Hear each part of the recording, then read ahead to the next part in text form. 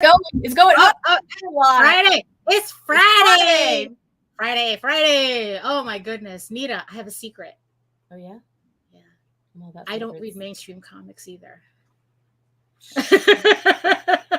Me neither, Daphne. I don't know. Why do we do what we do? That had to be a dirty or darker secret. You know, it's like Well, we're gonna find out today. We're gonna find out today why we do what we do, regardless. So stay tuned. We have a special episode today. What's today? Today's Friday. Today is Friday, July 15th, 2022. July and you're 15th. Watching the Ragin 2 the vlogs. Hit it.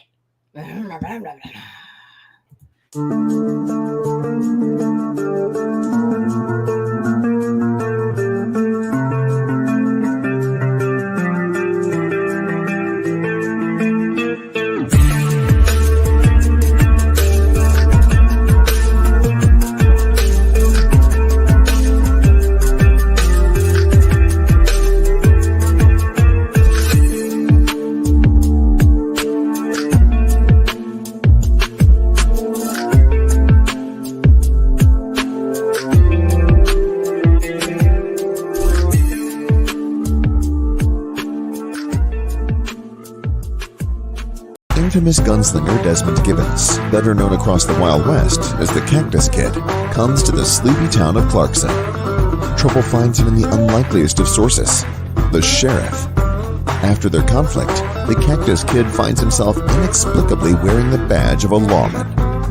Later, while on the trail of a serial killer, he and his deputy run afoul of a powerful druid, and the events that lead to the Cactus Kid's transformation into the hulking, four-armed projectile reptile are even more than the druid bargained for.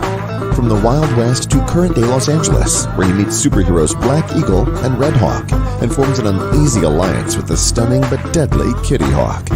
Join the projectile reptile on a journey of gunslinging druidic magic, superheroes, and artifacts. Projectile Reptile from Dojo-kun Comics, only on Indiegogo. Are you ready for the truly Wild West?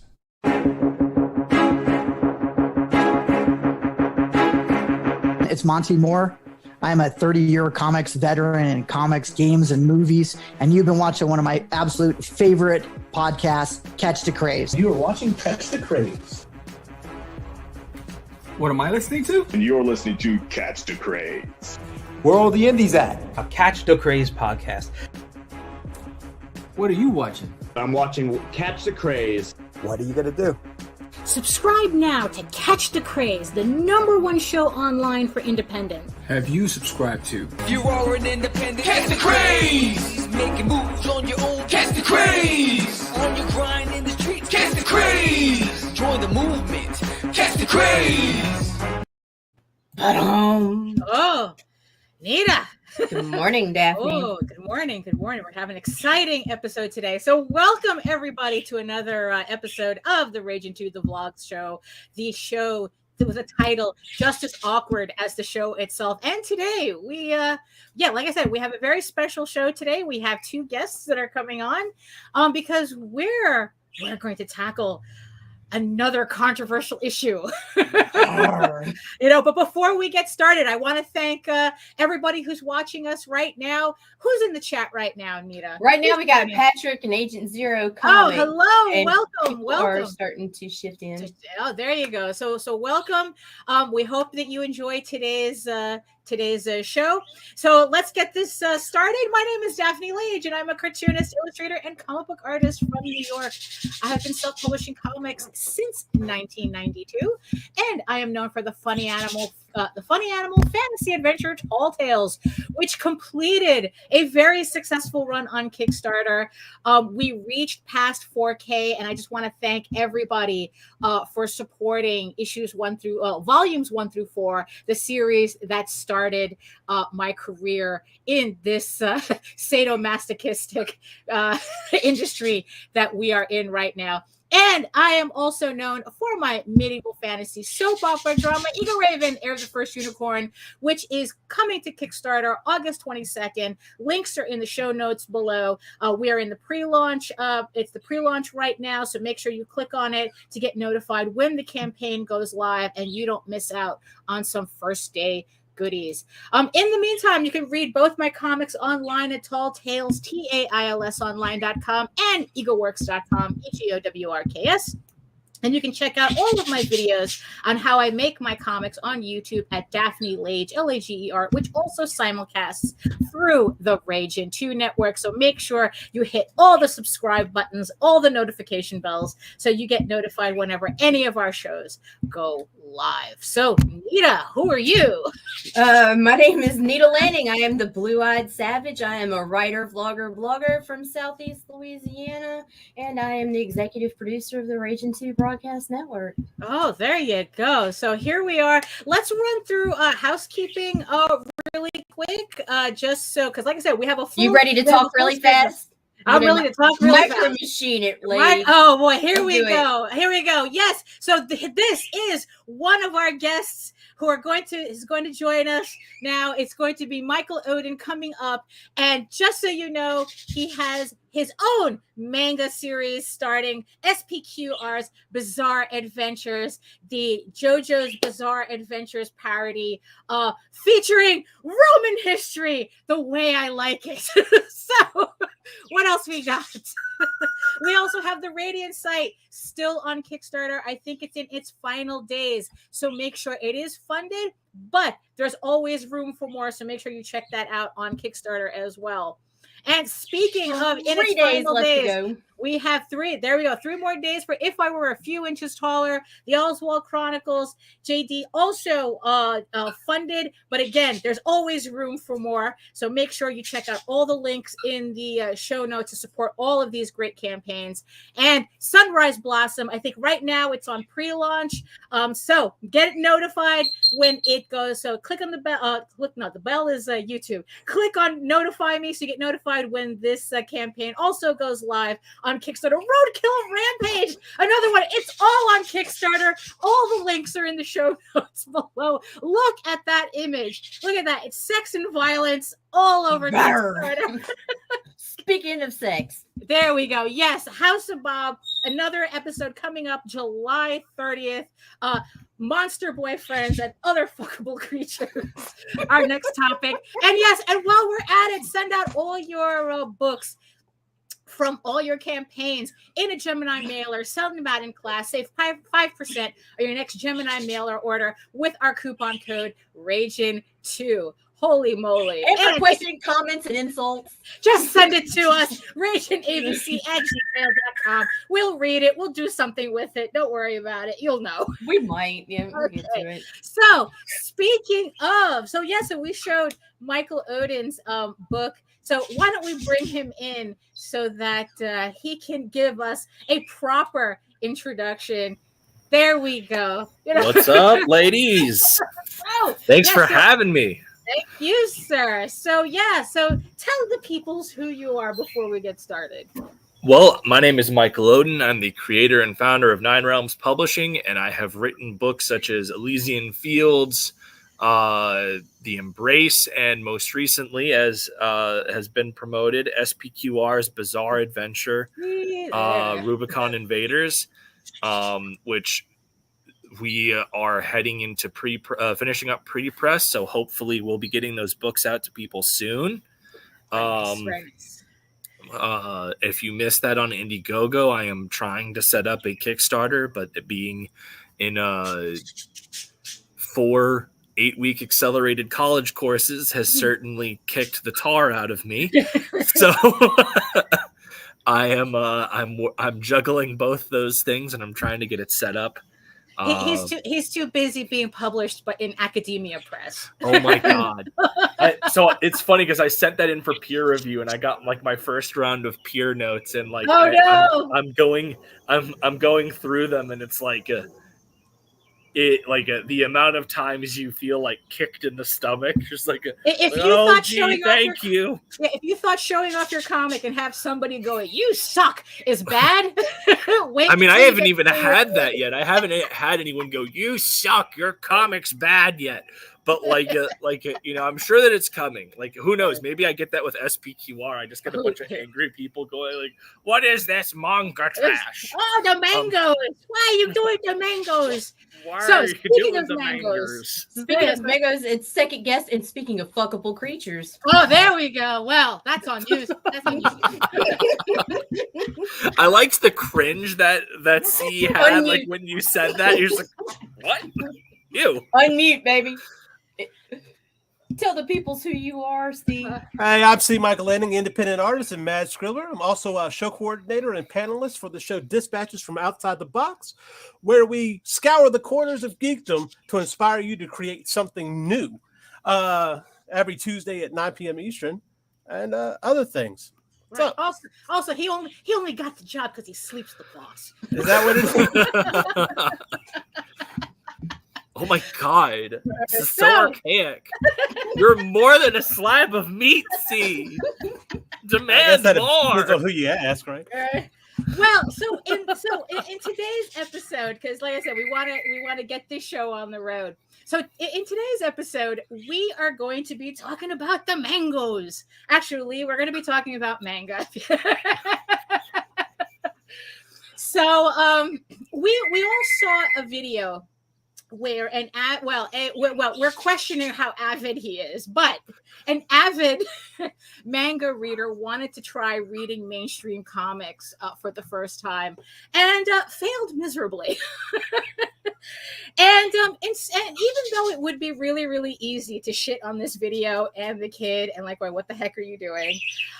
We decided that we were going to get together and actually shit on indie comics instead. Right? No. No. Western. No, So, but in the end, we felt that there was some real conversation to be had here with this, in terms of the big, why is manga outselling mainstream comics? And here's the thing though, it's like, what's the definition of manga and what's the definition of mainstream that we know to base this conversation on? Okay, so to make this simple, what we're just going to do is as far as what is manga, what is Western comics, is they like manga is effectively Japanese for comic. There's really, but when it comes down to it, it's Japanese published comics that are translated and produced in America. And Western comics would be your standard, Marvel, DC, Image, that whole fare from the direct market. Right, so I think how we should make this. Okay, so let's establish it as that, where it's the Eastern market versus the Western market. But even then, we're talking about a very narrow part of the Western market because we're kind of comparing an entire industry to just Marvel, DC. 100%, but even within the context of that video, it's American comic books, specifically even looking at like superheroes and stuff like that. Like that's the whole reason why he did this, is because with superhero films and everything like that, it was a question of, I haven't ever read an American comic book. I've only, if I've read anything, it's manga. We're not going to go debate on how much this guy has actually read or not. Here's the deal. Here's the deal, though. First of all, what this is a reactionary video. Right. Yeah. This is not even a commentary video. This is a reactionary video. This was him reacting to his first American comic. Correct. So we need to take it from that point of view.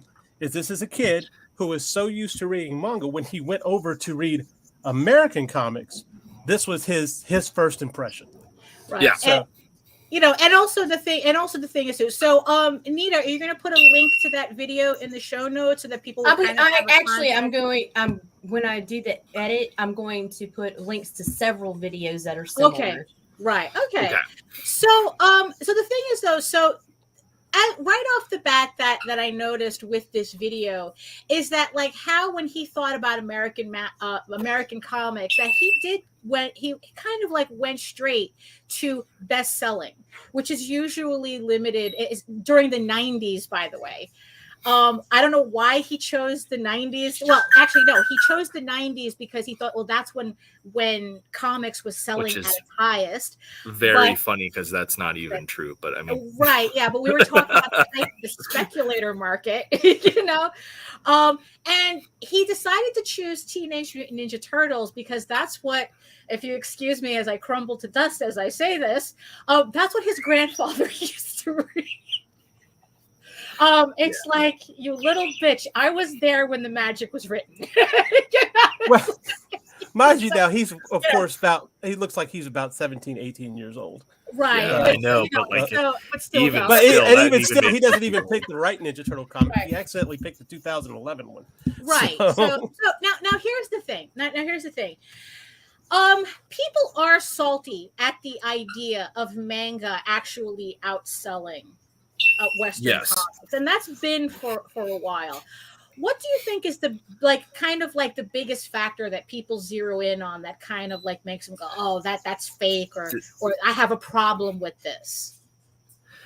As somebody that grew as someone that grew to appreciate manga later in life and everything like that, I know that, you know, growing up, there was always this kind of tension between like Eastern and Western styles and what have you.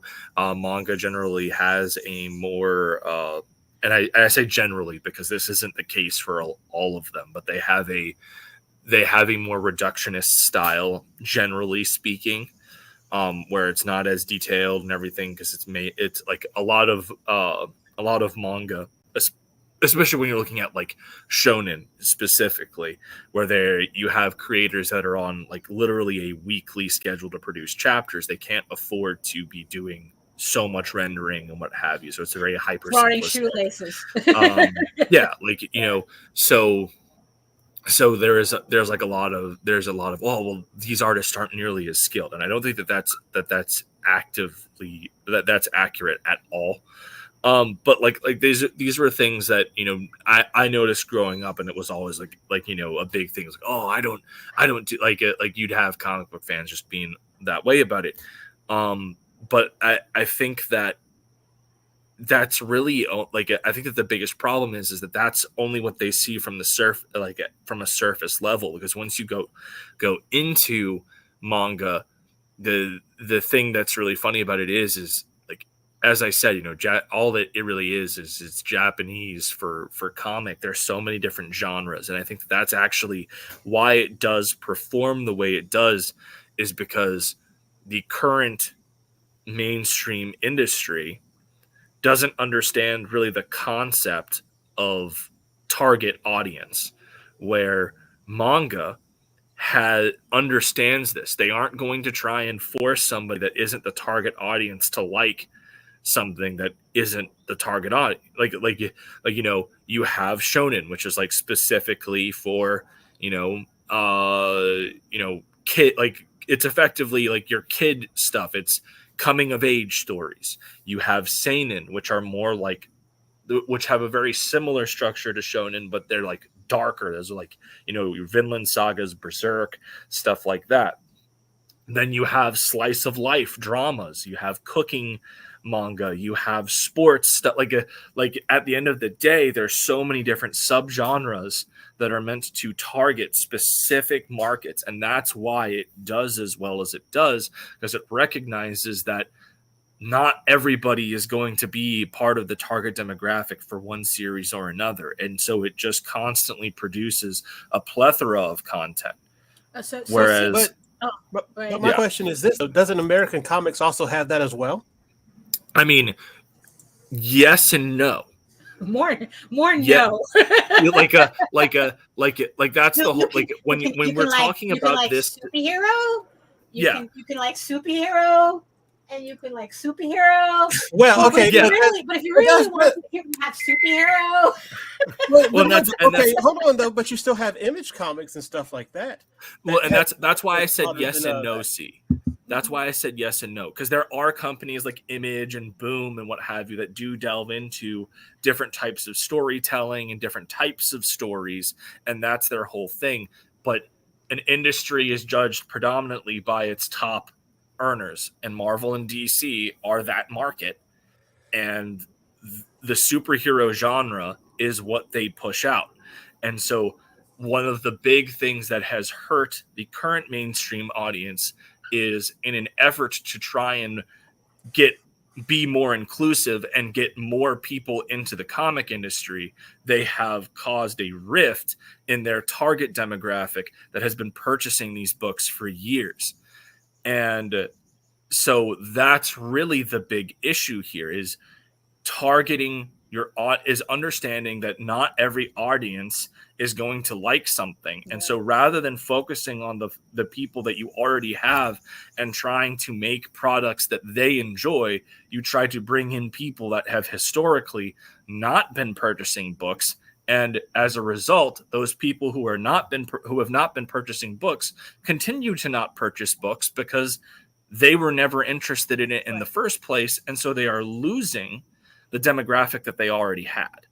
Right, because that's kind of how I felt. Like I came into Western comics pretty late. I think I was like around 11 or 12 when I started. Like I found a Rocket Raccoon in a supermarket, and I was like going, "Oh, comics! You can actually do this in comics." But the thing is, though, like my real introduction to independent comics was ElfQuest, and it was like from there, that's kind of where I veered off. I mean, mainstream comics, as we defined it, was not really something that stayed on my radar.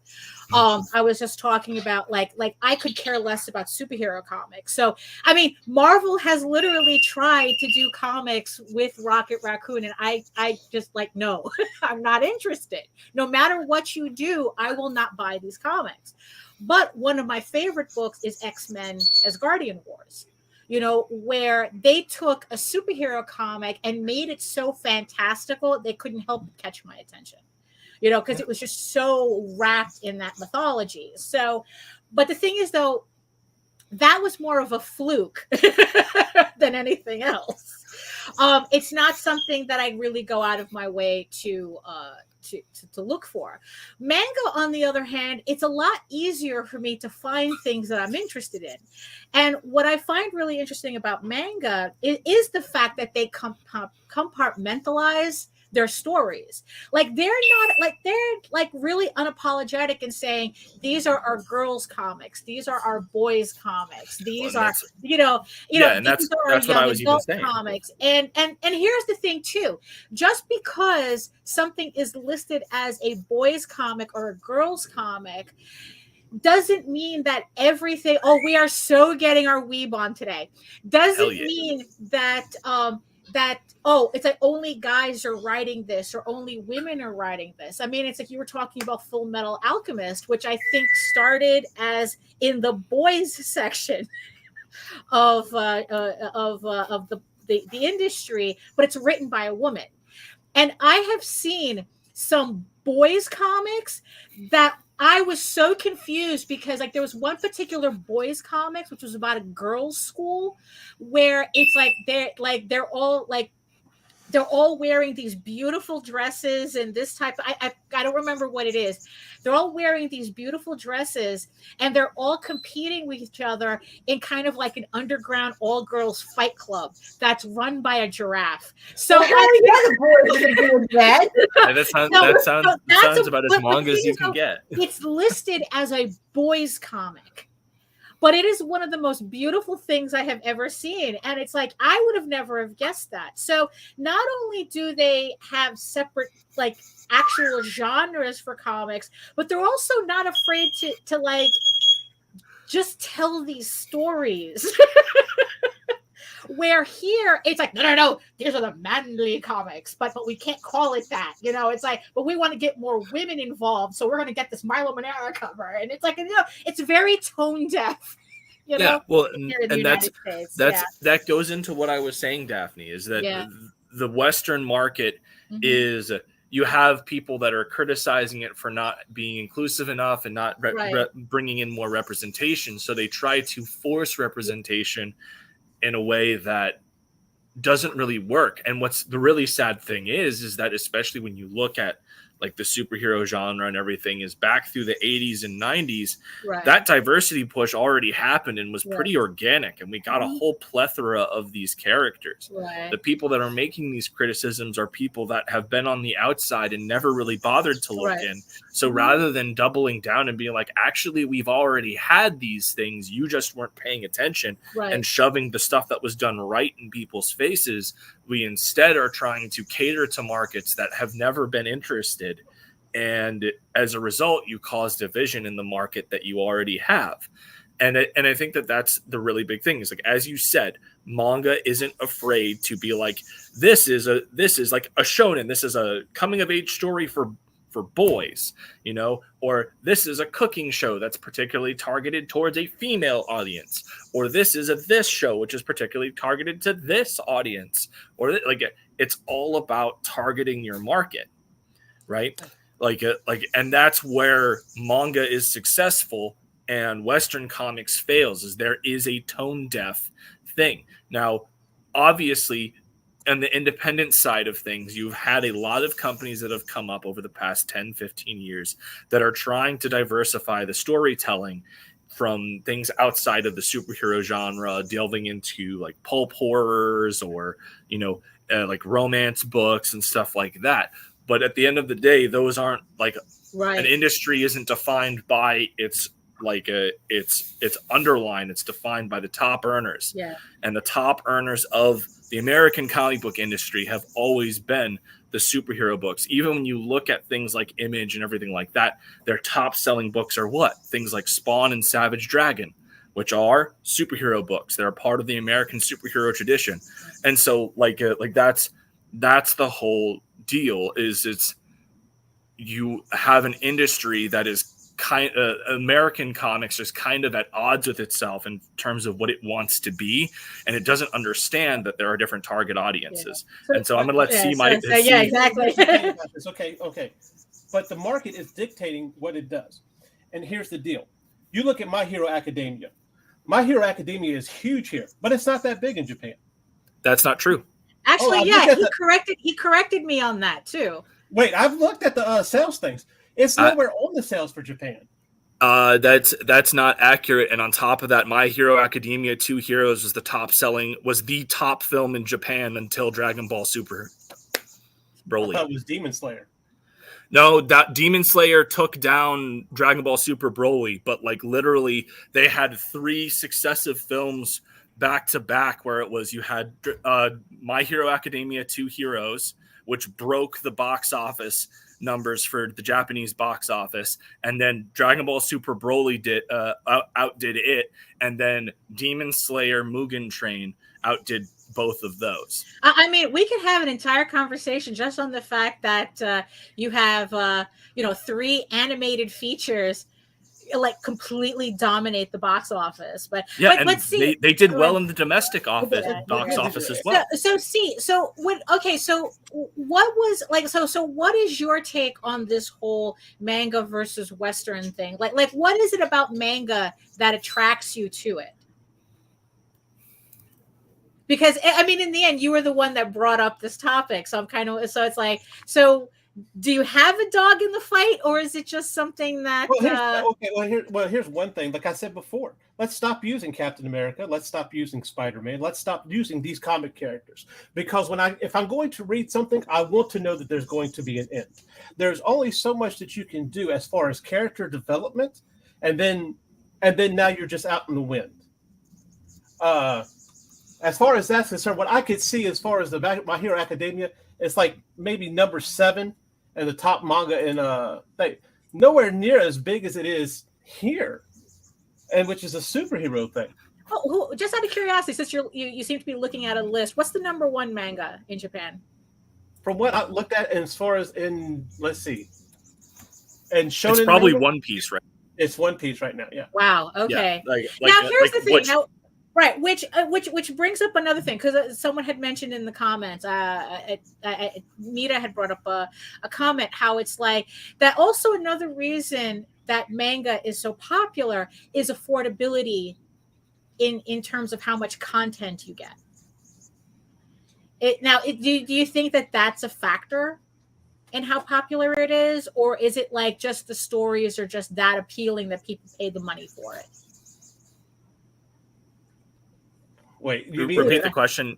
Oh, because there's no difference as far as that's concerned. A volume is about $12, the same as it would be for a volume of an American comic.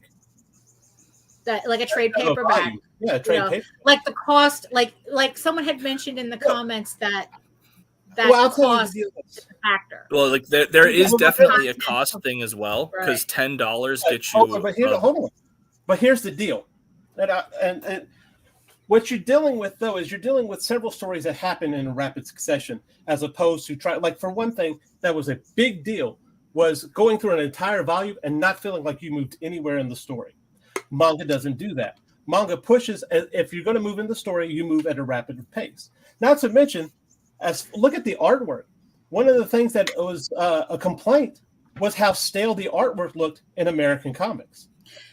Now, just to clarify, though, his definition of American comics was that IDW Teenage Mutant Ninja Turtles. and that's why I was fairly certain we weren't even going to really talk about that video, because there were a lot of issues like that could be picked apart. Because I was even like, that's not accurate at all, because like that IDW book doesn't have some of the top artists in the American comic book industry. But even still, as far as pacing is concerned, I could tell you I've picked up a Daredevil book and they had 4 panels featuring a guy on his phone where 2 panels were the same exact panel, and then you had it, and you're like, oh well, it's spacing to try to tell. There's so much that you're trying. It's like when I read an American comic or a westernized comic, it's like a movie. People seem to be writing in the sense that they're writing for a movie instead of a comic book, and it doesn't work that way. 2 different mediums. That is also correct. And the recycling art thing has been an argument for years, because a lot of comic book artists have done that as a way to meet deadline, because that's the whole thing is it's like everyone's got that deadline and they're trying to hit it, and it's not a defense of it. It's not. Because I don't think you understand what I'm saying. This was not because they were recycling and they were trying to hit a deadline. They were trying to formulate an atmosphere which failed miserably, that you did not need in a comic book. Manga doesn't do that. Manga's like... That's actually not accurate. So from Desk of the Small Desk Publisher, that's correct for like the manga volumes, but for individual books of like Shonen Jump, right? Like if you had the first ever Shonen Jump where Naruto was published, that's worth a fuck ton of money. Like there is a massive collector's market in manga. It's just not centralized here in the States. Because we don't get that stuff. Like you would have to, but like if you go to like eBay or what have you, and you try to get like the first issue of Shonen Jump that had like the first chapter of Naruto or the first chapter of One Piece or anything, you're looking at a massive cost. There is actively a collector market in manga. It's different because it's not as direct as what you and I see from the Western side of things, because we're like, everyone has like that CGC grading of, their favorite issue of whatever run that they have. And it's more direct because we have that, but we are getting the collection of multiple chapters that are published in a serialized format in magazines over there. Okay. But you know what? You brought up that's actually a good point as far as the speculator market is concerned, because that's one thing that drives American comics. Hence it is. But why is manga being able to sell out or sell as well as it does without that speculator marking being a deal? Because over here we don't get the actual magazines over here. Right. We don't have that's really what it is that because like if you are purchasing one of those things from like somebody that's selling it from Japan, it's going to be expensive. But like if you're just like, it's not like It's not like over here where you're able to just go to a comic book store, pick up a first printing, keep it in good condition, and then in 10 years get it CGC graded, and now all of a sudden it's worth a butt ton of money. It's something that, because we don't have the direct access to it, it's not something that really works, because what we are getting here is we are getting offset printings of like mass production. Well, that's my point. It doesn't work. Books. It doesn't work. However, people are buying it. That's what I'm saying. Speculator market doesn't play into the buying of manga. Well, so therefore, you're kind of at a core to what manga is and its basis more than it's a speculator buying. I bought 100. Like for instance, the Spawn, King Spawn, or whatever that sold out thousands or whatever the case is was. You can't tell me that wasn't purely based mostly on speculator market. Yeah, well, and they also had a whole special where if we're agreeing. In case I'm not coming across, we're agreeing. I'm just saying. No, 100%. No, like no, we're gonna fight. Yes. Like it's I thought it was a good. I just didn't think about that before. You're all wrong. Your opinions don't matter. It's my views. It was kind of like one of these things that's like, hey, wait a minute. That's actually a good point. So now when we take that aspect out, which is one of the driving force behind American comics, it's been since the late 80s, early 90s, and manga is doing as well as it's doing, that even puts even more on how impressive manga is. That's the thing. This is where we get, that's more of a cultural aspect where you're talking about where here reading comics is more of a niche thing that children do. And I can almost hear Randy in my head, saying the whole thing about what happened in the 50s with the whole comic code authority, which turned comics into a children's medium. Where in Japan, everybody reads manga. I mean, honestly, it's not just a Japanese thing. You go to Europe, to South America. I was born in Spain, partially raised in Brazil. And comics was always something that everybody looked into and collected and read. I mean, it wasn't something that was a niche thing. It's only when I came to it's only in the United States where 11, 12, that's when I discovered American comics. It didn't exist before then almost in the United States for me. So we're talking about it's a full on cultural thing. So it's easy to sell in the millions when everybody reads, when the entire population reads your book. Another aspect of what makes manga, I guess, it's more accessible, I guess, is the fact that the problem with the video is he chose IDW's Teenage Mutant Ninja Turtles as opposed to reading the original accessibility. Right. I don't think, but even if the original, I don't think he would have understood that either because it was a parody of Daredevil. So that's right. But here's the thing, though. Even if he had wanted to read the original from issue 1, Teenage Mutant Ninja Turtles, is that even in trade paperback? Because there's a meme that went around talking about, if you want to get into American comics or super or whatever, you have to read this story arc and this story arc, but avoid this writer and avoid this artist or this, that, and the other thing. But make sure you read this trade paperback, but not this reprint because they skip a couple of things. While in Japan, how do I get into Berserk? How do I get into One Piece? Easy. You go get volume 1. You go to issue 1. And to address something from a small from the desk of a small press publisher, I have on my phone right now a 1998 special edition Kentaro Miura Berserk from Young Animal. This is the magazine where this was published. It is $170. Okay, so that is a 300% jump. This is like a $15 magazine that collects a whole bunch of different stories. That is a massive jump. You can even look at the ones that were published, like the last chapter that Kentaro Miura worked on personally, jumped 300% within months. So that that's not accurate. You have to understand that this does have a collector market the same way that American comics do. You just don't see it over here because it's not prominent because we don't have access to those books. My point on this, however, I'm going to say this and forgive me and forgive my language. Fuck the speculator market. I don't care about the speculator market. I'm not here talking about the speculator market. I agree. That's not even an issue. I know that's not even an issue. But I do want to say, as far as that, yes, you can get the first Teenage Mutant Ninja Turtles, but that might actually come back to what was said earlier about the cost. You can get the first volume of the Teenage Mutant Ninja Turtles, the Peter Laird, Kevin Eastman run for $50. $50. You can get it on paperback for $20.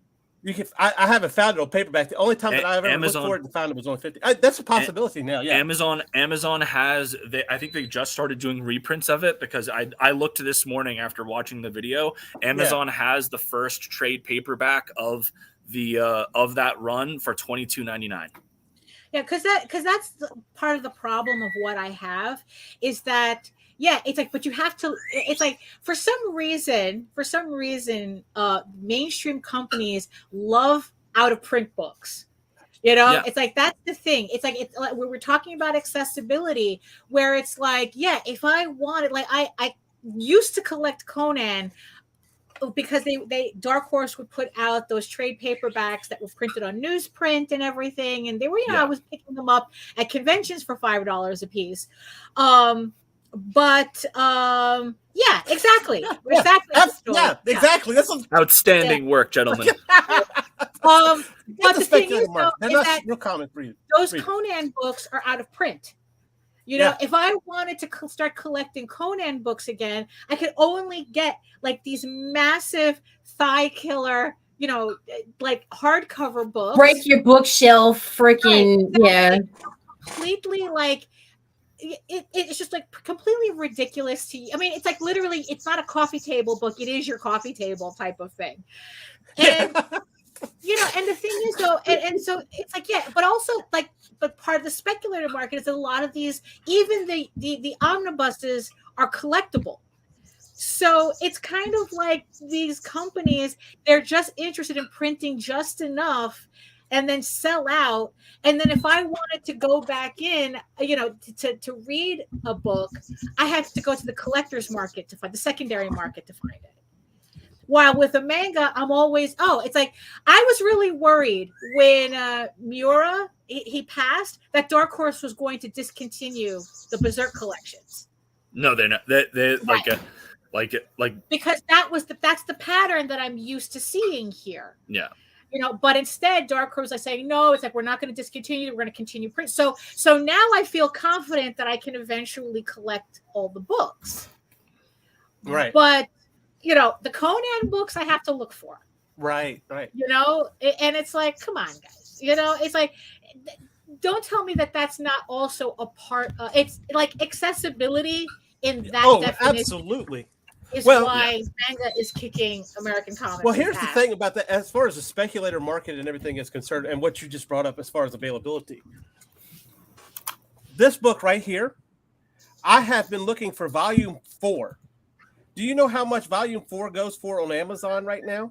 It could go up to $200 to $400. Damn, Monster number 4 was going for $500. This right here, for a while when you couldn't get this sucker was going for almost $600 in some places. Meanwhile, now here's the thing: I have it because now they started reprinting it and you could get it. But this is how popular. This only came out. What you know about this, Mike? Chainsaw Man. Which one? Chainsaw Man. Yeah. Now, when did that come out?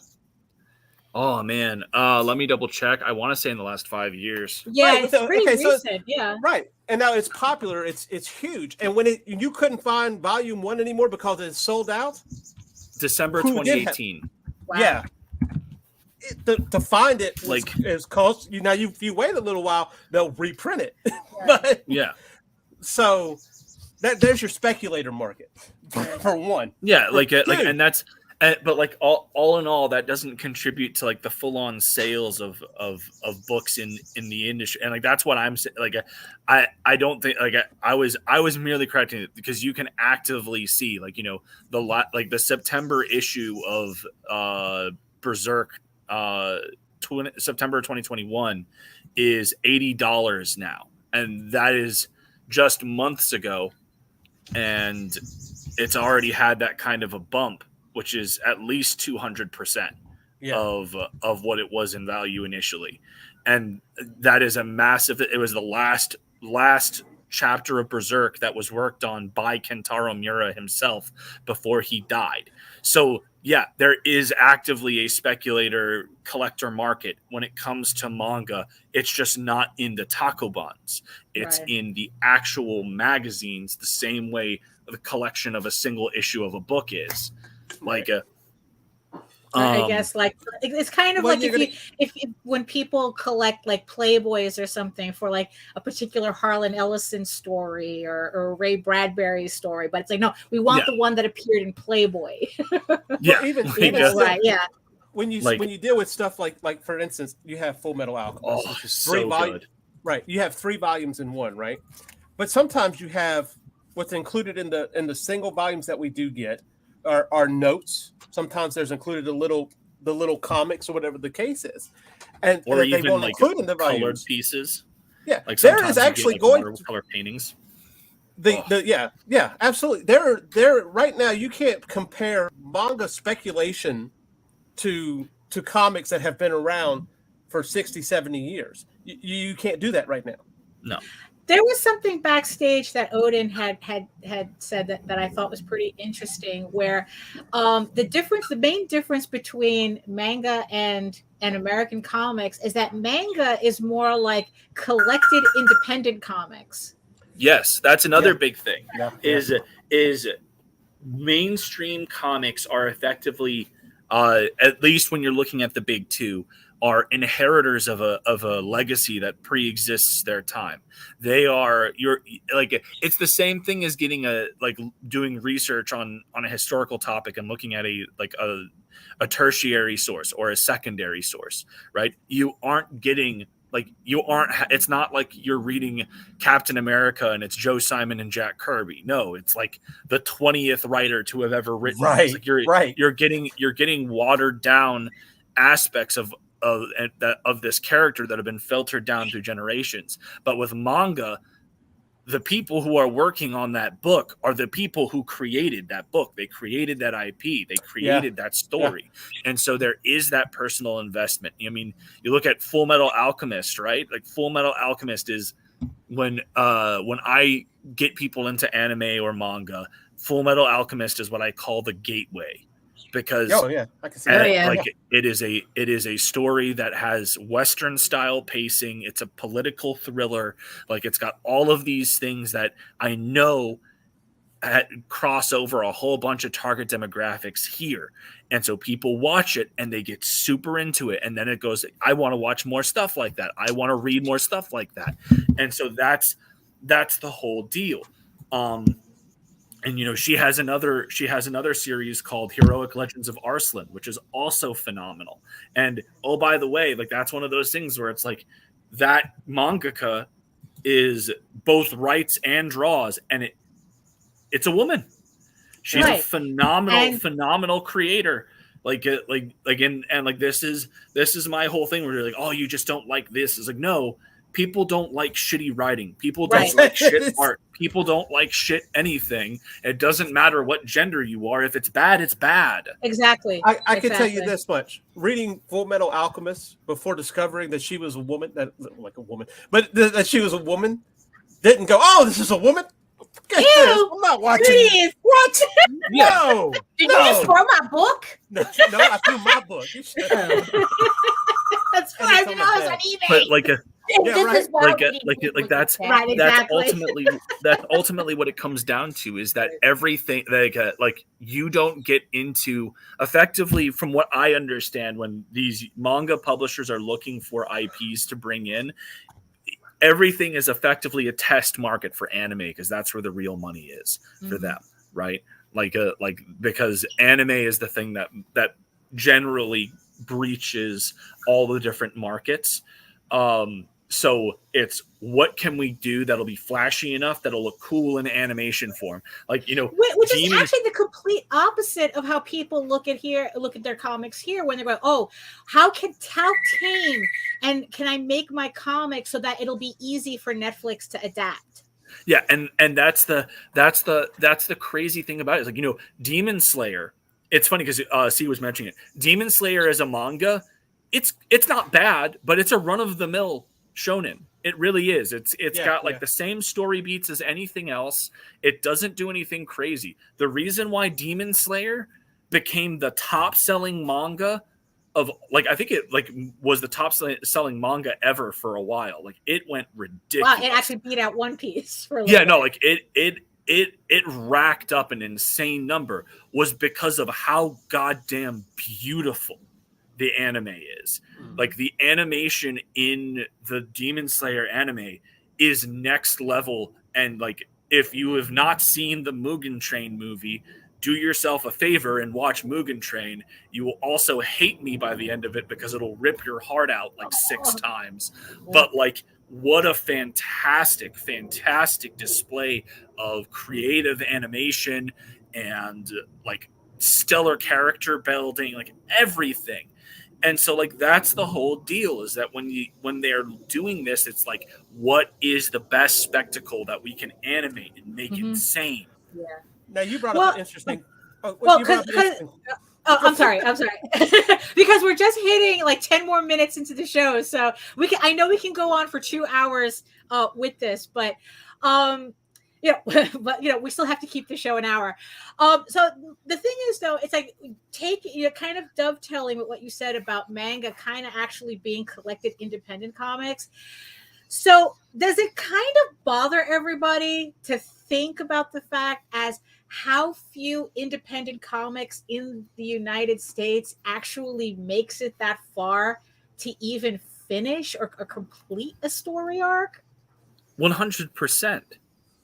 Like the fact of the matter is that I think that's one of the big things that does actually separate Eastern and Western. Is Eastern are looking for new ideas. They're looking for innovators. They're looking for people that want to push and that are hungry. You like the negative aspects of the Eastern manga industry is that they work their manga because to death. Like, literally, there's a word for it. Yes. Yeah. Like these guys are hungry. They want to produce content. They want to get out there. But then when you look at the American industry, I mean, look at the 90s. Image, these were the guys that were like the big names at the time, and it was all about creating a new company. How many times did we get pushbacks, comics getting like delayed after delayed after delay? I mean, hell, I remember when I was growing up, they were doing Image United, which eventually just got canceled because they couldn't hit a deadline ever. Like these guys, they the Western market builds their talent up to be celebrities. The Eastern market focuses on the IP and its the story and its value and its effect on everything. And as a result, since you will outside of like specific exemptions of the rule, you're not going to know the names of your creators in manga, because most of them are pretty private people. Yeah. But you're gonna know their series if you say, "Oh, he's the guy that does JoJo's Bizarre Adventure," or he's the guy that does Hellsing, or he's the guy that does this. Well, I was surprised to find out as to how many creators. Those are all pseudonyms. All these names that we know, most of them are pseudonyms. Yeah, exactly. But that's kind of, if you look at Kickstarter, though, it's kind of still the same thing.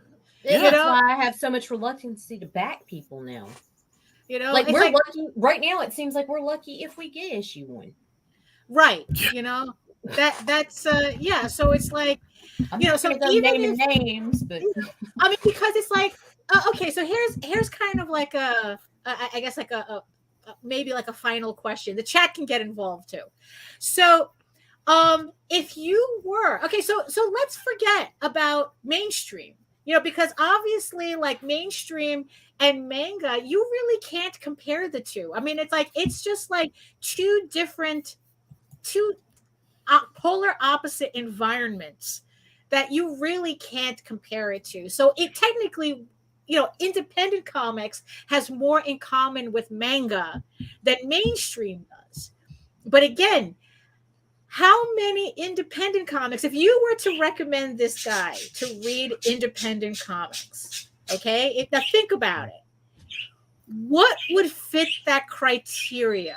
And mind you, it could be, it's like you can talk about like, so it's like off the top of my head, there's too many factors there. paradise. But I mean, is there like comics going on now that you feel would fit that criteria to independent comics that you could recommend to, well, short of saying what are you interested in, all that, like, well, that's what you have to do, really. I mean, I think that the big thing with independent comics is something that Nita actually brought up, is it's not even just about the quality of the book, it's about the reliability of the creator. So it's one of those things where you really have to be careful, because it's not just about, oh, well, I really enjoy this concept, or I really enjoy this, that, the other. It's who's going to actually get you what you invested in, you know? So it's like, I like people that just come off that I think of just right off the bat. Obviously, you know, Luke Stone is very reliable. He's done a very good job of getting his books out to his consumers, and Hybrids is a solid book that constantly improves with each issue. You know, JD Calderon, obviously, you know, like Daphne, you and JD have been producing comics for 30 years. That's what I'd say. I'd have to ask what you're into, and if they said fantasy, it would be the Oswald Chronicles and mind you, and that's exactly what JD says. The problem with this guy in the video was that he was not reading the Oswald Chronicles, which is on Kickstarter, which you can pick up right now in the links in the show notes. You know, it's like, that's, you know, it was that simple. 100%. And like that's what this ultimately comes down to. From the independent sphere, it really is a thing of, all right, I see dozens of projects across Indiegogo and Kickstarter all the time. I see them, they look cool and what have you, but then it's like, what's the turnaround going to be on this investment? And there's a list of maybe 10 creators that I have that I go, okay, like this guy is a for sure. If you back them, you'll get your product in a timely manner and everything like that. Or at the very least, if they're having any delays, they'll keep you up to date. Like they'll communicate with you.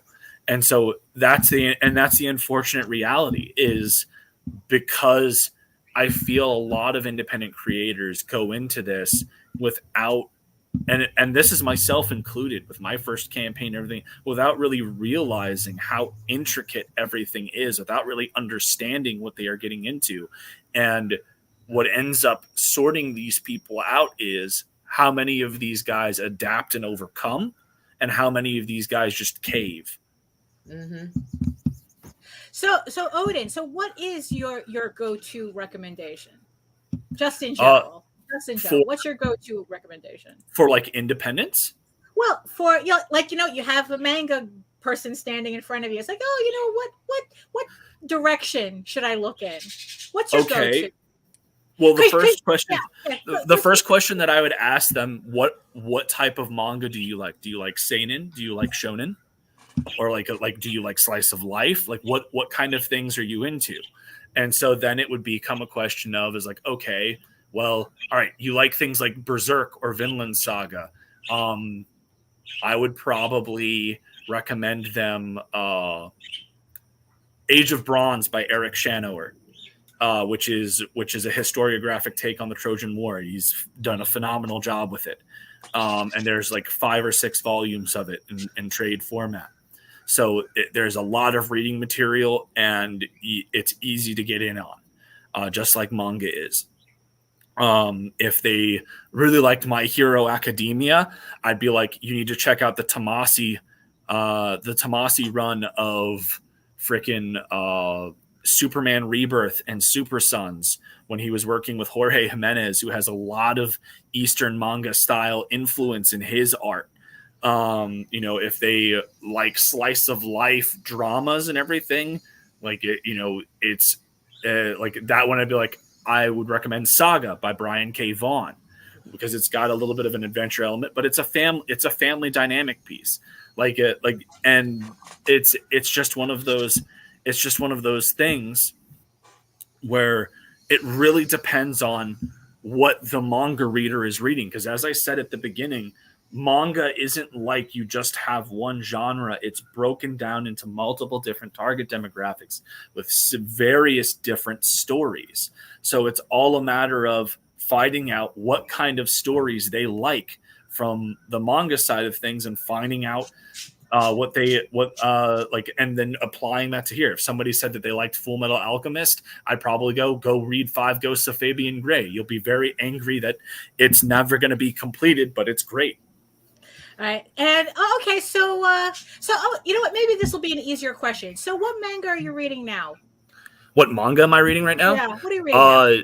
JoJo's Bizarre Adventure, Steel Ball Run, because I'm doing research. Vinland Saga, which is phenomenal. Berserk, obviously, and Arslan. I'm playing catch up on Arslan because I'm way behind. Right. So, see, what manga are you reading now? What manga would you? Well, okay. What book would you recommend to a manga reader, and what manga are you reading now? Okay. First of all, as far as recommending any type of comic book, and of course you would have to go with genre, I guess. But how fast does that book move? Is it going to still hit that same pace as that the manga is going to hit?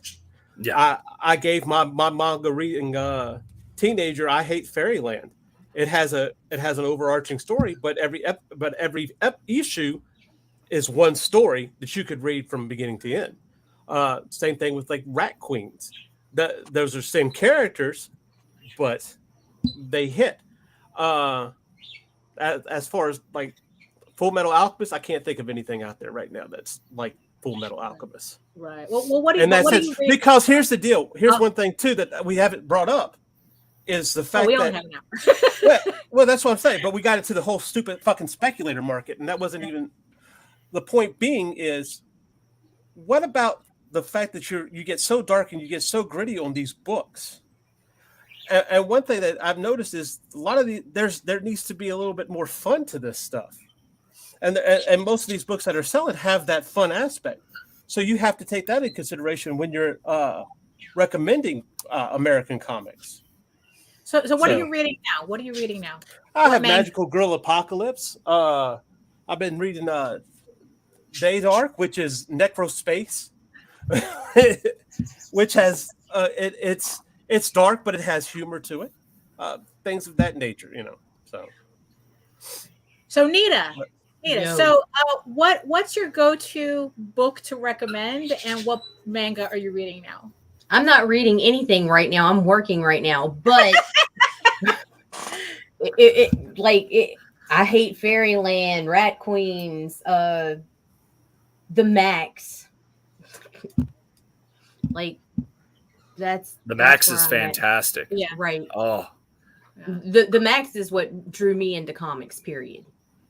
Sam Keith is a genius. Well, see what you do with the Max is, you can have that all the way up to issue 21, and then there's your slice of life.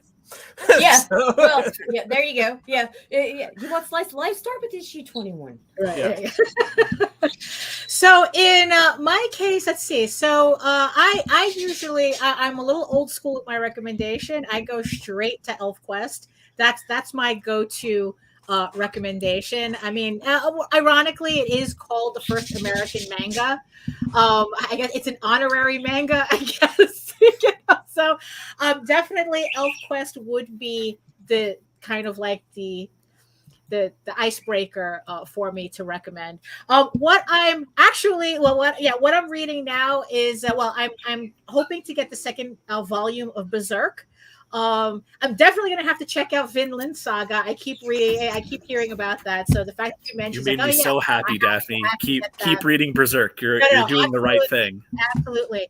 And but honestly, my go-to is always Junji Ito. It's always Junji Ito. And when I found out that actually JD gave me this copy, when I found out that he did a version of Frankenstein, I go, who else would be perfect than Junji Ito? Doing, reimagining Frankenstein. As far as I can tell, it's not accurate to the book, but it doesn't matter. It's Junji Ito. He can do whatever he wants. And also, of course, I am also going to always recommend the Oswald Chronicles. The Oswald Chronicles in the show notes down below as well, because yes, that's the thing. If you need anything recommended to you, it will always be Yellowswell Chronicles. So, on that note, I would like to thank our little panel here. Yes, thank you for another hour, for coming for another hour of weeb fights. And hopefully we will be able to do this again, because this topic we can go on for hours with this topic. But I think that we at least we got some information. Before we close out, you should pull up Wooly at Terrier Comics' last comment, because that is a stellar. Nita, which comment is that? Swamp Thing, yeah. Junji, yeah, yeah, exactly. You know, I mean, that would be cool. Junji Ito is, you know, I just adore his work. So on that note, I'd like to thank our guests. I'd like to thank everybody watching. I hope you got something out of this hour. Thank you, everybody in the comments, for always keeping it real, keeping it moving. So Odin, where can everybody find you? Well, you can find me on Twitter at ElysianFields_0. SPQR's Bizarre Adventure finally closed out, but our mailing list for the Embrace 2 is live, and we are nearing 200 signups. We got a lot of exciting stuff on that. And then I'm doing another episode of Brews and Reviews here in 2 hours, where I'll be doing a new segment called Mainstream Dumpster Diving, where we go through, and we're going to be reviewing 3 books today. The first 2 issues of Captain America, Sentinel of Liberty, and Starhenge. So that'll be fun. So, C, where can the people find you? Always on my Linktree at Linktree/C Michael Lanning, and dispatches from outside the box every Tuesday at 9 p.m. Eastern. Oh, so far. What's the topic for this coming episode? Villains. Ooh, very nice. Very nice. So, Nita, where can the people find you? Everywhere under the Ragin banner at C_chaos247 on Twitter and Nita Lanning on Facebook. There you go. So I am your co-host, Daphne Lage, and if you want to read more or see more or read more about me, you can head on over to my main portfolio site at egoworks.com, EGOWORKS, where you can find links to all of my galleries and social media sites, but I mostly post to Facebook. You can also read the first 5 issues of Eagle Raven, Air the First Unicorn, in its original black and white format. But if you prefer your fantasy to be more of a Lord of the Rings adventure, you can follow the link to Tall Tales, TAILSonline.com, and read the first 20 issues of Tall Tales for free. So it's like, so it's kind of, as thick as a manga, so you could get into that as well. So there you go. So thank you again on this Friday. We'll see everybody back here on Monday. Are we interviewing anybody? Who's coming up? Yes, we are. Ooh. We're going to be interviewing the ever sexy comic producing Isaac Fox. Ooh, again. Very nice. Very nice. He has his book Krumisi now on Kickstarter as well. So join us Monday at 11 a.m. where we will talk more with him about his very manga-influenced, anime-influenced comic book series. So join us then. And I guess on that note, from the words of the ancients, eat your food, mind your business, moisturize. Okay, maybe not in that order. And do the work, because when you actually do the work, you never have to fake your accomplishments. We'll see you later. Hit the button.